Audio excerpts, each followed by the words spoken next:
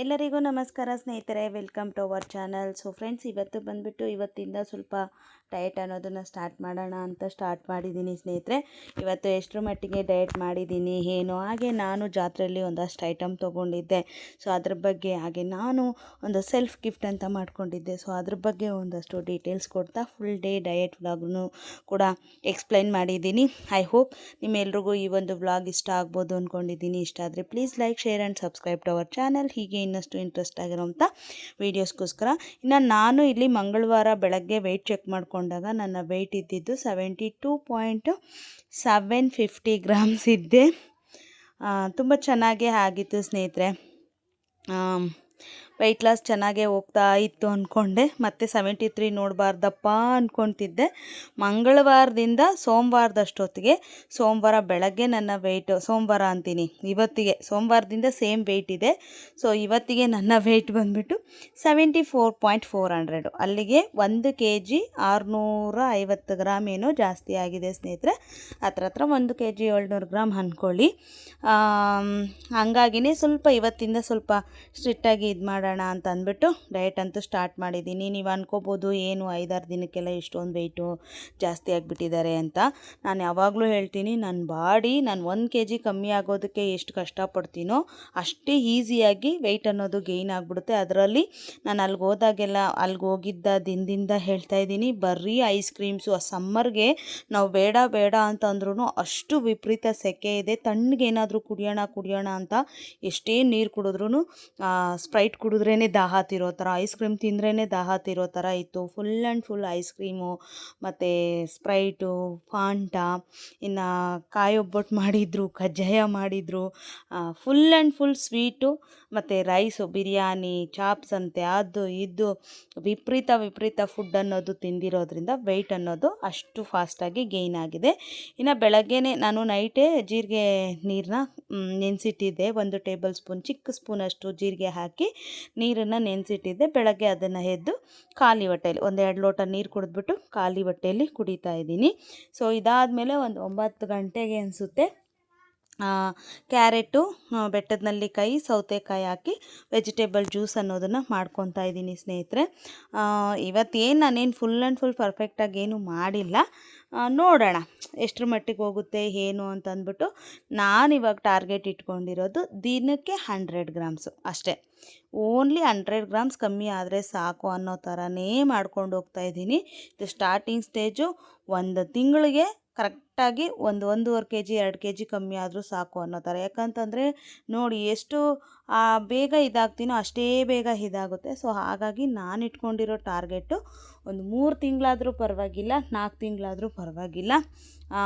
ಇನ್ನು ಇದು ಅಲ್ಲಿ ಇಲ್ಲಿ ಓಡಾಡೋದೆಲ್ಲ ಇದ್ದೇ ಇರುತ್ತೆ ಅಲ್ವಾ. ಸೊ ಅದಕ್ಕೋಸ್ಕರ ನಾವು ಡಯಟನ್ನು ಕ್ಯಾನ್ಸಲ್ ಮಾಡ್ಕೊಳ್ಳೋದು ಆ ಥರ ಎಲ್ಲ ಏನೂ ಇಲ್ದಿರ ನಾರ್ಮಲಾಗಿ ಫುಡ್ ತಿಂತಾನೆ ನಾರ್ಮಲ್ಲಾಗೆ ಸ್ವಲ್ಪ ಇದು ಮಾಡ್ಕೊಂಡು ಹೋಗೋಣ ಅಂತ. ಇನ್ನು ಅವತ್ತಿಂದ ಇವತ್ತಿನವರೆಗೂ ಫಿಸಿಕಲ್ ಆ್ಯಕ್ಟಿವಿಟೀಸ್ ಅಂದರೆ ಬಾಡಿಗೆ ಏನೇ ರೀತಿಯಾದಂಥ ಆ್ಯಕ್ಟಿವಿಟೀಸ್ ಏನೂ ಕೊಟ್ಟಿಲ್ಲ. ಇವತ್ತಿನವರೆಗೂ ಬರೀ ತಿನ್ನೋದು, ಮಲಗೋದು, ಮನೆ ಕೆಲಸ ಮಾಡೋದು ಇದೇ ಆಗಿದೆ. ಸೊ ನಾಳೆಯಿಂದ ಸ್ವಲ್ಪ ವಾಕಿಂಗ್ ಮಾಡೋಣ ಅಂತ ಅಂದ್ಬಿಟ್ಟು, ವಾಕಿಂಗ್ ಮಾಡಿದ್ರೆ ಸ್ವಲ್ಪ ಬಾಡಿ ಅನ್ನೋದು ಚೆನ್ನಾಗಿರುತ್ತೆ. ಸೊ ನೋಡೋಣ ಸ್ನೇಹಿತರೆ. ಇನ್ನು ಜ್ಯೂಸ್ ಮಾಡಿಕೊಂಡು ಕುಡಿದೆ ಸ್ನೇಹಿತರೆ, ಒಂದು 9 ಗಂಟೆ ಆ ಟೈಮ್ಗೆ ಅನಿಸುತ್ತೆ. ಅದಾದಮೇಲೆ ಇವತ್ತು ಫುಡ್ ವೆರೈಟೀಸ್ ಅಂತೂ ತುಂಬಾ ಚೆನ್ನಾಗಿತ್ತು. ಹೇಳಿದ್ನಲ್ವ, ನನಗೆ ವಿಡಿಯೋ ಮಾಡೋಕ್ಕೆ ಇಂಟ್ರೆಸ್ಟು ಇಲ್ಲದೇ ಇರೋಂಗೆ ಇತ್ತು. ಆದರೂ ನಾನು ಏನೇನು ತಿಂದೆ ಏನು ಅಂತ ಕೂಡ ಹೇಳ್ತೀನಿ. ಬೆಳಗ್ಗೆ ಬಂದುಬಿಟ್ಟು ಇದು ಮಾಡಿದ್ದೆ ನೋಡಿ, ಕಡಲೆ ಬೀಜ ಹುರಿದಿಟ್ಟಿದ್ದೆ. ಅದು ಏನಕ್ಕೆ ಅಂತ ಕೂಡ ಹೇಳ್ತೀನಿ ನೋಡಿ. ಫಸ್ಟು ಮೊಟ್ಟೆ ಬೇಯಿಸಿಟ್ಟಿದ್ದೀನಿ ಎಲ್ರಿಗೂ ಸೇರಿಸಿ. ನನಗೆ ಅದರಲ್ಲಿ 2 ಮೊಟ್ಟೆ. ಸೊ ನನ್ನ ಫೇವ್ರೇಟ್ ಅಂತ ಹೇಳ್ಬೋದು ನುಗ್ಗೆಕಾಯಿ ಪಲ್ಯ. ಸೊ ನುಗ್ಗೆಕಾಯಿ ಪಲ್ಯನ ನೋಡಿ, ಅದಕ್ಕೆ ನಾನು ಕಡಲೆ ಬೀಜ ಅನ್ನೋದನ್ನು ಹುರಿದಿಟ್ಟಿದ್ದು. So simple recipe. ನುಗ್ಗೆಕಾಯಿನ ಬೇಯಿಸ್ಕೋಬೇಕು. ಆ ನೀರನ್ನು ನಾವು ಸಾಂಬಾರಿಗೆ ವೇಸ್ಟ್ ಮಾಡ್ದಿರ ಸೂಪ್ ಥರ ಕುಡಿಬೋದು. ಇಲ್ಲಾಂತಂದರೆ ಸಾಂಬಾರು ಏನಾದರೂ ಮಾಡ್ತಾಯಿದ್ದೀವಿ ಅಂದರೆ ಸಾಂಬಾರ್ಗೆ ಹಾಕ್ಕೋಬೋದು. ಸೊ ನಾನು ನುಗ್ಗೆಕಾಯಿನ ಬೇಯಿಸ್ಬಿಡ್ತೀನಿ. ಮಿಕ್ಸಿ ಜಾರಲ್ಲಿ ಹುರಿದಿರೋ ಅಂಥ ಕಡಲೆ ಬೀಜ, ಉಪ್ಪು, ಒಂದಷ್ಟು ಬೆಳ್ಳುಳ್ಳಿ, ಒಂದು 5-4 ಒಣಮೆಣ್ಸಿನ್ಕಾಯಿ ಹಾಕಿ ಪೌಡ್ರ್ ಮಾಡ್ಕೊಬಿಟ್ಟು ಸೊ ಒಗ್ಗರಣೆಗೆ ಹಾಕ್ಕೊಂಡ್ರೆ ಆಯಿತು. ಇನ್ನು ಇಲ್ಲಿ ತಿಳಿ ಬೇಳೆ ಸಾರು ಮಾಡಿದ್ದೆ. ಸೂಪರ್ ಟೇಸ್ಟಿಯಾಗಿತ್ತು ಇವತ್ತು, ಸಖತ್ತಾಗಿತ್ತು. ಬೆಳಗ್ಗೆ ಬೆಳಗ್ಗೆ 2 ಎಗ್ಗು, ಒಂದು ಸ್ವಲ್ಪ ನುಗ್ಗೆಕಾಯಿ ಪಲ್ಯ ತಿಂದಿದ್ದೆ. ಸೊ ಅದು ಫೇವ್ರೇಟ್ ಅಲ್ವಾ. ಸೊ ಹಾಗಾಗಿ ಮಕ್ಕಳಿಗೆ ಕರ್ಡ್ ರೈಸ್ ಮಾಡಿದ್ದೆ. ಬೆಳಗ್ಗೆ ಕರ್ಡ್ ರೈಸು ನುಗ್ಗೆಕಾಯಿ ಪಲ್ಯ ತಿಂದಿದ್ದೆ. ಮಧ್ಯಾಹ್ನ ಒಂದು ಚೂರು ರೈಸು, ಸಾಂಬಾರು, 2 ಮೊಟ್ಟೆ ತೊಗೊಂಡಿದ್ದೆ, ನುಗ್ಗೆಕಾಯಿ ಪಲ್ಯನೂ ತೊಗೊಂಡಿದ್ದೆ ಸ್ನೇಹಿತರೆ. ಇವತ್ತು 2 ಟೈಮ್ಸೂ ಇದು ಮಾಡ್ಕೊಂಡಿದ್ದೀನಿ. ಇನ್ನು ನೈಟಿಗೆ ಬಂದ್ಬಿಟ್ಟು ಒಂದು ಬನಾನಾ, ಒಂದು ಸ್ವಲ್ಪ ಅದು ಇದು ಎಲ್ಲ ಮಿಕ್ಸ್ಡು ಒಂಥರ ಇದು ತೊಗೊಂಡಿದ್ದೀನಿ, ಏನು ಹೇಳಿ, ದಾಳಿಂಬೆ ತೊಗೊಂಡಿದ್ದೀನಿ, 2 ಬನಾನಾ ತೊಗೊಂಡಿದ್ದೆ, ಐಸ್ ಕ್ರೀಮ್ ಒಂದು ಸ್ವಲ್ಪ ತಿಂದಿದ್ದೀನಿ. ಸೊ ಆ ಥರ ಆಗಿದೆ, ಇಲ್ಲ ಅಂತಂದಿಲ್ಲ. ನಾನು ಹೇಳ್ತಾ ಇರೋದು ಫಸ್ಟ್ ಡೇ ಸ್ಟೆಬಲ್ಲಾಗಿ ಮಾಡೋಕ್ಕಾಗಲ್ಲ, ದಿನೇ ಸ್ವಲ್ಪ ಇದು ಮಾಡ್ಕೊಳ್ಳೋಣ. ಬಟ್ ಇವತ್ತಂತೂ ಮನ್ಸು ಮಾಡಿ ಸ್ವಲ್ಪ ಎಲ್ಲ ದಿನಗಳಿಗಿಂತ ಇವತ್ತು ಪರವಾಗಿಲ್ಲ, ಸ್ವಲ್ಪ ಅವಾಯ್ಡ್ ಮಾಡಿದ್ದೀನಿ. ಇನ್ನು ಇದೇನಪ್ಪ ಅಂತ ನೋಡ್ತಾ ಇದ್ದೀರಾ. ಸೊ ಯಾವಾಗಲೂ ನಾನು ಇವಾಗ ಸಮ್ಮರ್ ಆಗಿರೋದ್ರಿಂದ ನನ್ನ ಹಸ್ಬೆಂಡ್ಗೆ ಏನು ಮಾಡಿಕೊಡ್ತೀನಿ ಅಂದರೆ ಈವ್ನಿಂಗ್ ಟೈಮ್ ಒಂದು ಸ್ನ್ಯಾಕ್ ಥರ ತೊಗೊಳ್ಳೋದಕ್ಕೆ, ಅವ್ರಿಗೆ ಬೆಳಗ್ಗೆಯಿಂದ ಕೆಲಸ ಮಾಡಿ ಸುಸ್ತಾಗಿರುತ್ತಲ್ವ, ಒಂದು ಎನರ್ಜಿ ಬೂಸ್ಟ್ ಆಗಲಿ ಅಂತ ಅಂದ್ಬಿಟ್ಟು 1 ಕಪ್ ಆಫ್ ಮೊಸರಿಗೆ 1 ಸ್ಪೂನಷ್ಟು ಚಿಯಾ ಸೀಡ್ಸ್ನ ಹಾಕಿ ಈ ಥರ ಮಿಕ್ಸ್ ಮಾಡಿ ಕೊಟ್ಬಿಟ್ರೆ ಅವರೊಂದು 4 ಗಂಟೆಗೋ 3 ಗಂಟೆಗೋ ಅದನ್ನು ಹಾಗೆ ತಿನ್ನೋದ್ರಿಂದ ಅವ್ರಿಗೆ ಒಂದು ಚಿಕ್ಕ ಬ್ರೇಕ್ಫಾಸ್ಟ್ ಥರ ಚಿಕ್ಕದಾಗಿ ಒಂದು ಆಹಾರ ಸಿಕ್ದಂಗಿರುತ್ತೆ, ಕೆಲಸ ಮಾಡೋದಕ್ಕೆ ಉತ್ಸಾಹ ಇರುತ್ತೆ. ಸೊ ಇದು ಒಳ್ಳೆಯದು. ವೆಯ್ಟ್ ಲಾಸ್ ಮಾಡೋರ್ಗೂ ಕೂಡ ಇದು ಒಂದು ಬ್ರೇಕ್ಫಾಸ್ಟಾಗೆ ತೊಗೋಬೇಕು. ಈಗ ಲಂಚ್ ತೊಗೊತೀವಿ ಅಂದರೆ ಇದೊಂದೇ ಲಂಚ್ ಥರ, ಯಾಕಂದರೆ ಚಿಯಾ ಸೀಡ್ಸಲ್ಲಿ ಬೇಕಾಗಿರೋಂಥ ಬೆನಿಫಿಟ್ಸ್ ಇದೆ. ಮೊಸರಲ್ಲಿ ಕೂಡ ಪ್ರೋಬಯೋಟಿಕ್ಸ್ ಅನ್ನೋದಿರುತ್ತೆ, ತುಂಬ ಒಳ್ಳೆಯದು. ಅದರಲ್ಲೂ ಕೂಡ ಪ್ರೋಟೀನ್ಸ್ ಅನ್ನೋದಿರುತ್ತೆ, ತುಂಬ ಒಳ್ಳೆಯದು. ಸೊ ಹಾಗಾಗಿ ನಾನೀಗ ಒಂದು ಸುಮಾರು ದಿವಸದಿಂದನೇ ಕೊಡ್ತೀನಿ. ಇದ್ರ ಜೊತೆಗೆ ನಾನು ಮೊಸರು ಕೂಡ ಕೊಡ್ತೀನಿ. ಮೊಸರು ಅಂದರೆ ನೀರು ಮಜ್ಜಿಗೆ ಮಾಡಿ ಅದರಲ್ಲಿ ಬಾದಾಮ್ ಗೋಂದು ನೈಟೇ ನೆನೆಸಿರ್ತಾರೆ ಅವರು. ಸೊ ಅದನ್ನು ಹಾಕಿ ಉಪ್ಪಾಕಿ ಮಿಕ್ಸ್ ಮಾಡಿ ಕಳಿಸ್ತೀನಿ. ಸೊ ಆ ಥರ. ಇನ್ನು ಇಲ್ಲಿ ಮಕ್ಕಳಿಗೆ ನನಗೆ ಎಲ್ರಿಗೂ ಸೇರಿಸಿ ನಾನಿಲ್ಲಿ ಕ್ವಿಕ್ಕಾಗಿ ಮೊಸರನ್ನ ಮಾಡ್ತಾಯಿದ್ದೀನಿ. ಮೊಸರನ್ನ ತುಂಬ ಒಳ್ಳೆಯದು ಸ್ನೇಹಿತರೆ. ಈ ಸಮ್ಮರಲ್ಲಂತೂ ತುಂಬ ಒಳ್ಳೆಯದು. ಮಕ್ಕಳು ಬೇಡ ಅಂತಾರೆ, ಬಟ್ ನಮ್ಮ ಮನೇಲಿ ತುಂಬ ಇಷ್ಟಪಟ್ಟು ತಿಂತಾರೆ ಮಕ್ಕಳು. ಸೊ ನಾನು ಸ್ವಲ್ಪ ವೆರೈಟಿಯಾಗಿ ಮಾಡ್ತೀನಿ. ವೆರೈಟಿ ಅಂದರೆ ಎಲ್ಲ ಮಾಡೋ ಥರನೇ ಸ್ವಲ್ಪ ಡಿಫ್ರೆಂಟಾಗಿ. ಅದಕ್ಕೆ ದ್ರಾಕ್ಷಿ ರಾತ್ರಿನೇ ನೆನೆಸ್ಬಿಟ್ಟು ಹಾಕ್ಬಿಟ್ರೆ, ಅದೇ ಅನ್ನದಲ್ಲೇ ಸ್ವಲ್ಪ ನೀರು ಹಾಕ್ಬಿಟ್ಟು ದ್ರಾಕ್ಷಿ ಹಾಕ್ಬಿಟ್ಟು ಮೊಸರು ಹಾಕ್ಬಿಟ್ಟು ಇಟ್ಬಿಟ್ರೆ ಮಾತ್ರ ಅದು ಪರ್ಮೆಂಟ್ ಆಗಿರುತ್ತೆ, ಎಷ್ಟು ಚೆನ್ನಾಗಿರುತ್ತೋ. ಬಟ್ ನಾನು ಕ್ವಿಕ್ಕಾಗಿ ಮಾಡಿರೋದ್ರಿಂದ ಸ್ವಲ್ಪ ಬಿಸಿನೀರಲ್ಲಿ ಬೇಯಿಸ್ಕೊಂಡು ಹಾಕ್ಕೊಂಡಿದ್ದೀನಿ. ದ್ರಾಕ್ಷಿ, ದಾಳಿಂಬೆ, ಈರುಳ್ಳಿ, ಕೊತ್ತಂಬರಿ, ಉಪ್ಪು, ಮೊಸರು, ಇಷ್ಟೇ ಸ್ನೇಹಿತರೆ, ಬೇರೆ ಇನ್ನೇನೂ ಇಲ್ಲ. ಚೆನ್ನಾಗಿ ಮಿಕ್ಸ್ ಮಾಡ್ಕೊಬಿಟ್ಟು ತಿಂದರೆ ಮುಗೀತು. ಅಲ್ಲಲ್ಲಿ ಆ ದಾಳಿಂಬೆ, ಆ ದ್ರಾಕ್ಷಿ ಅವೆಲ್ಲ ಬಾಯಿಗೆ ಸಿಗ್ತಾಯಿದ್ರೆ ತುಂಬ ಅಂದರೆ ತುಂಬಾ ಟೇಸ್ಟಿಯಾಗಿರುತ್ತೆ, ತುಂಬ ಚೆನ್ನಾಗಿದೆ ಸ್ನೇಹಿತರೆ.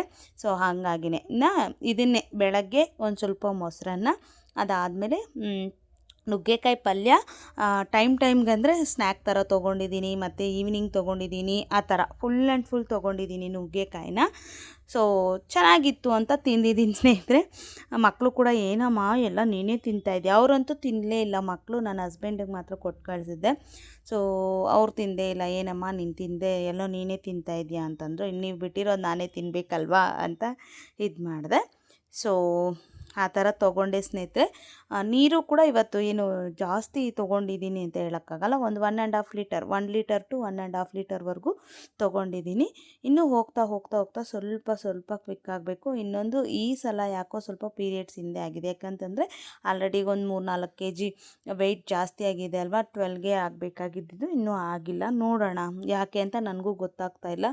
ಒಂದೊಂದು ಸಲ 30 ಡೇಸ್ ಸರ್ಕಲ್ ಇರುತ್ತೆ, ಒಂದೊಂದು ಸಲ ಸೈಕಲಿಂಗ್ ಅಂತ ಹೇಳ್ತೀವಲ್ವ, ಒಂದೊಂದು ಸಲ 35 ದಿವಸಕ್ಕಿರುತ್ತೆ, 25 ದಿವಸಕ್ಕಿರುತ್ತೆ. ಸೊ ನಂದು ಮೇ ಬಿ 35 ಡೇಸ್ ಸೈಕ್ಲಿಂಗ್ ಇರ್ಬೋದಾ ಅಂತ ನಾನು ಅಂದ್ಕೊಂಡಿದ್ದೀನಿ. ಇನ್ನು ನಾನು ಜಾತ್ರೆಯಲ್ಲಿ ಏನೇನು ತೊಗೊಬಂದೆ ಅಂತ ಅನ್ನೋದು ಕೂಡ ಕ್ವಿಕ್ಕಾಗಿ ತೋರಿಸ್ತಾ ಇದ್ದೀನಿ ಸ್ನೇಹಿತರೆ. ಚಿಕ್ಕ ಕ್ಲಿಪ್ಸು, ಆಮೇಲೆ ಈ ಬ್ಯಾಂಗಲ್ಸ್ ತುಂಬ ಇಷ್ಟ ಆಯಿತು. 4 ಬ್ಯಾಂಗಲ್ಸು 50 ರುಪೀಸ್ ಅಂತ. ಸೊ ತುಂಬ ಚೆನ್ನಾಗಿತ್ತು ಸ್ನೇಹಿತರೆ. ನನಗಂತೂ 4 ಬ್ಯಾಂಗಲ್ಸ್ 50 ರುಪೀಸೇ ಅಂತ ಅಂದ್ಬಿಟ್ಟು ತೊಗೊಂಡೆ. ನನಗೆ ಮನೆಗೆ ಬಂದಮೇಲೆ ಅನಿಸ್ತು ಇನ್ನೂ 1-2 ಸೆಟ್ ತೊಗೊಂಡಿದ್ರು ಚೆನ್ನಾಗಿರೋದು ಅಂತ. ಚೆನ್ನಾಗಿದೆ ನೋಡಿ, ಸೈಡ್ ಬಳೆಗಳ ಥರ ಯೂಸ್ ಮಾಡ್ಕೋಬೋದು, ಸಿಂಗಲ್ಲಾಗಿ ಹಾಕ್ಕೋಬೋದು.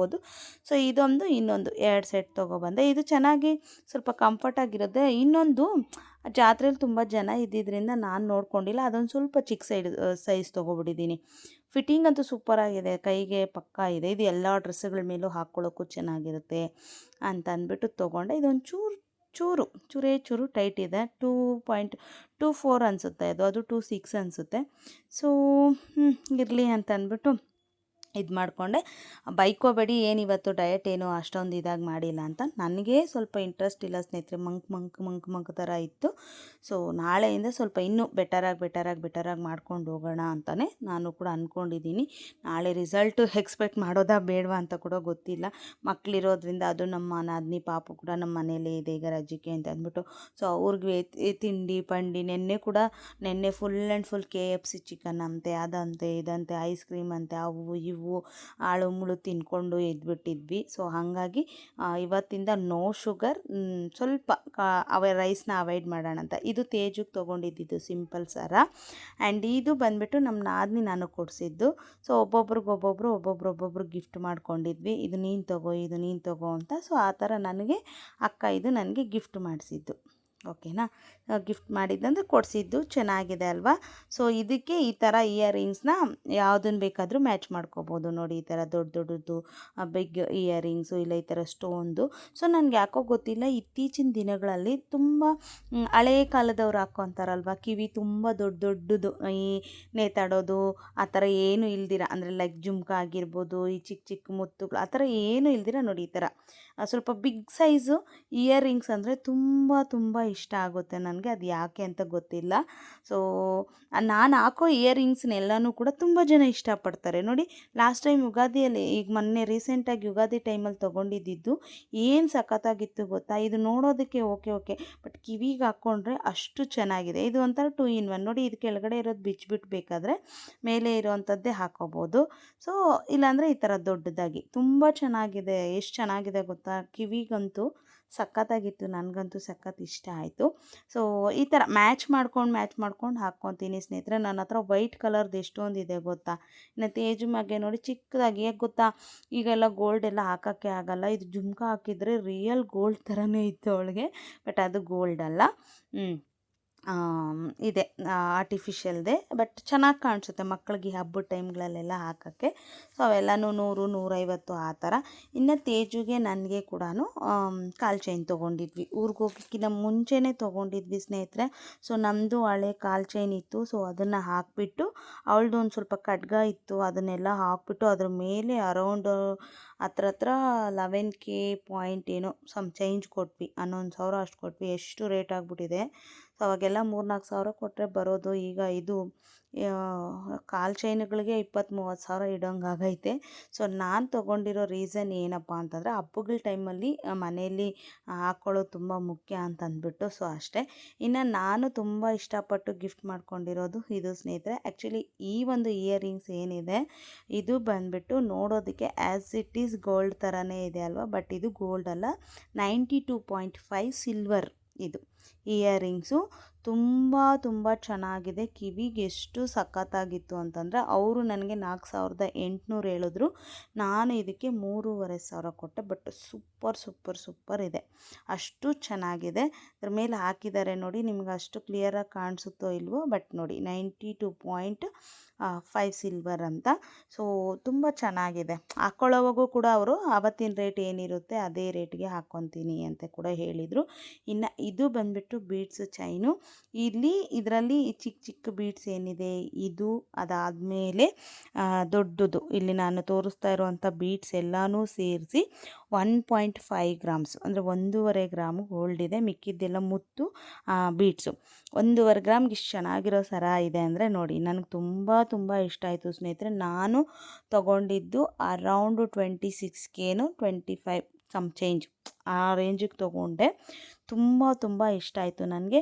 ಈ ನಕ್ಲೇಸು ಅವು ಇವು ಹಾಕೋದಕ್ಕಿಂತ ಇವು ಸ್ವಲ್ಪ ಟ್ರೆಂಡಿಯಾಗಿ ಚೆನ್ನಾಗಿರುತ್ತೆ ಅಂತ ಅಂದ್ಬಿಟ್ಟು ನೋಡಿ, ಇದಕ್ಕೆ ಇದು ಮ್ಯಾಚಿಂಗ್ ಮಾಡಿ ತೊಗೊಂಡಿದ್ದೀನಿ. ನಿಮ್ಗೆ ಹೇಗೆ ಅನ್ನಿಸ್ತು ಅನ್ನೋದನ್ನು ಹೇಳಿ, ಓಕೆನಾ? ಸೊ ನಾಳೆ ಯಥಾ ಪ್ರಕಾರ ಡಯಟ್ ವ್ಲಾಗು ಬರುತ್ತೆ, ಅದ್ರ ಜೊತೆಗೆ ಡೈಲಿ ವ್ಲಾಗು ಕೂಡ ಮಾಡ್ತೀನಿ ಸ್ನೇಹಿತರೆ, ಓಕೆನಾ? ಸೊ ಇದಾಗಿತ್ತು ಇವತ್ತಿನ ಫುಲ್ ಡೇ ವ್ಲಾಗು. ಸೊ ನಾಳಿನ ವ್ಲಾಗಲ್ಲಿ ಇನ್ನಷ್ಟು ಇಂಟ್ರೆಸ್ಟ್ ಆಗಿ ಮಾಡೋಕ್ಕೆ ಟ್ರೈ ಮಾಡ್ತೀನಿ. ಓಕೆ, ಬಾಯ್.